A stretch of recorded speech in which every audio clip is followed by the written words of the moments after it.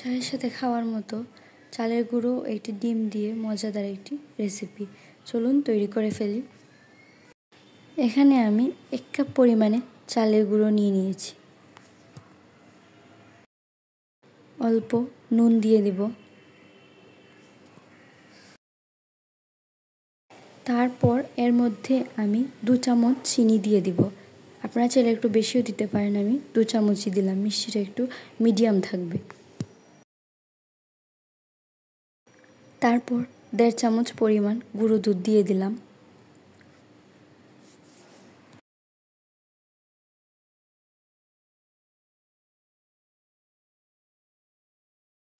তারপর আমি 1 চামচ পরিমাণে ঘি দিয়ে দিব।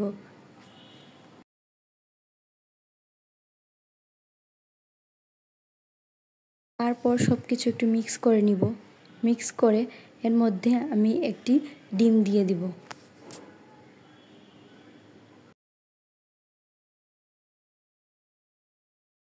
ডিম দিয়ে ভালো করে আবারও মিক্স করে নিব কিছু সময়।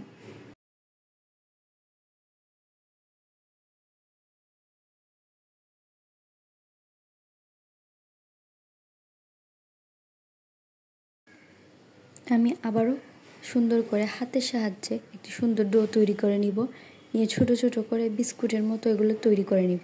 আপনারা আপনাদের ইচ্ছে মতো শেপ দিয়ে তৈরি করে নিতে পারেন।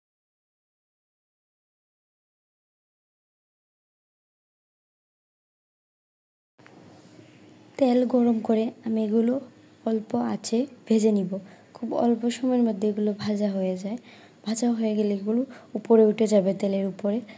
তো এগুলোকে আমি একটু উল্টে পাল্টে দিয়ে দেব।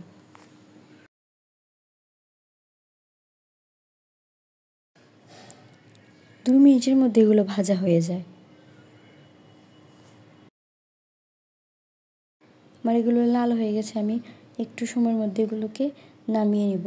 এগুলোকে আপনারা স্টোর করতে পারেন প্রায় 1 সপ্তাহের উপরে, নষ্ট হবে না, থাকবে, তারপর চায়ের সাথে খেতে পারবেন।